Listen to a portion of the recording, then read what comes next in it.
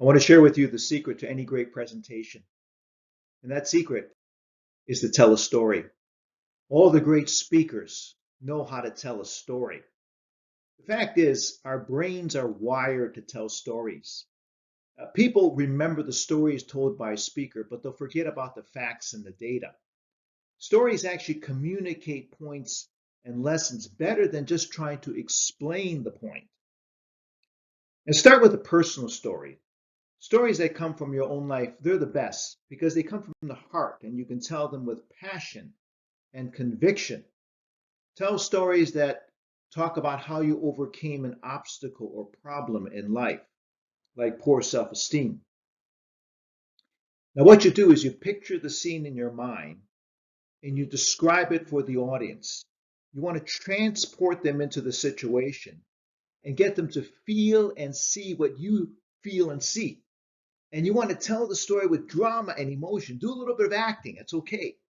Don't just narrate the events. Dramatize it. So let me give you an example. From my own life, when I was in grade 4, I was picked on by kids at school. First of all, I'm naturally not a big guy. I was a small kid, and I'm still kind of short. And secondly, I skipped a grade. I skipped grade 3, and so I was a year younger than the other kids, and that makes a big difference. So I was a small kid, and then I was the only kid who was Chinese. And so kids would call me racial names, and they made fun of me. And they did things like they would push me in the snow, they stole my hat. And I still remember one kid, he was play fighting with me, and he punched me, and he hit me in the nose, and I started crying and crying and crying. I still remember it so clear in my mind. So my dad, he wanted to help me out. One day he decided to go to school during recess time, and this was when the kids were playing out in the playground. And he went over to the boys who were picking on me, and he said to them, he said, "You quit picking on my son. You stop it right now. You cut it out." Oh, I was so embarrassed. And my dad, he meant well, but he only made me feel worse. And then my dad, he called over one of the big boys who wasn't picking on me, and it was a big boy from Mexico. And dad says, "What's your name?" And the boy says, "Victor Gonzalez." And dad takes out a quarter from his pocket and he says, "Here, I'll pay you 25 cents a week if you look after my son." So my dad actually hired Victor to protect me.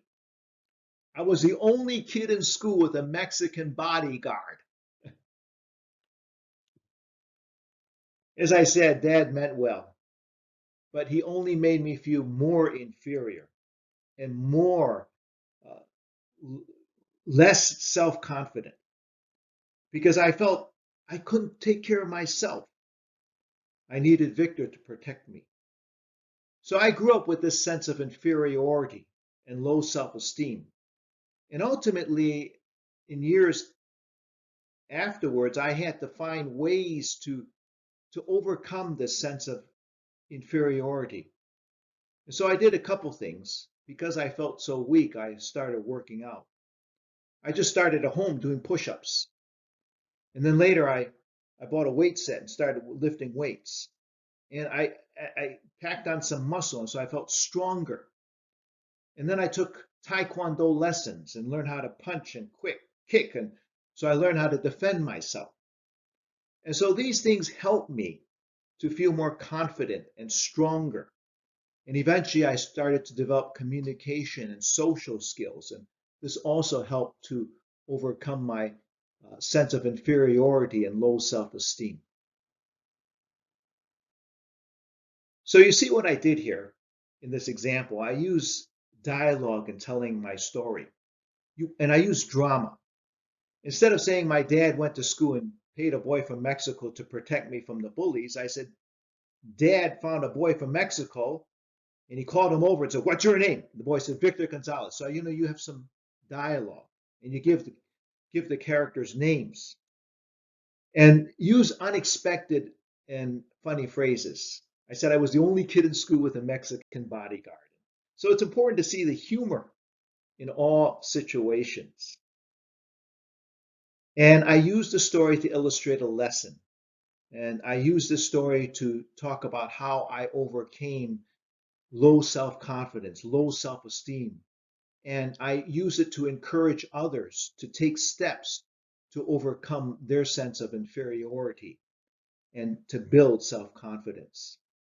So again, learn to tell stories. It takes some practice, but after some time, you'll find that you enjoy it and it really improves. Try to integrate a story, at least one story or two stories into your presentations. Even in business, telling stories makes a big difference and you become a great speaker.